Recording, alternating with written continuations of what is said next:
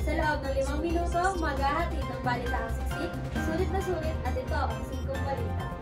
Isang mapagpalang araw, Pilipinas. Ito ang iyong tagapaghatid ng balita. Ako si G at kayo ay nakikinig ng 5 balita.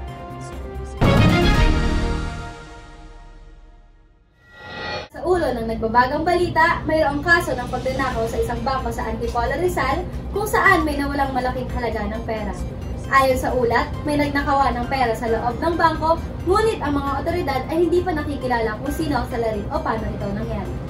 Ang mga pulis ay kasalukuyang naglilipanan ng mga ebidensya upang matukoy ang mga salarin at mabawi ang ninakaw na pera. Ngunit hanggang ngayon, walang makitang ebidensya o senyales ng pagnanakaw. Ang mga otoridad ay nananawagan sa mga testigo na magbigay ng impormasyon tungkol sa insidente.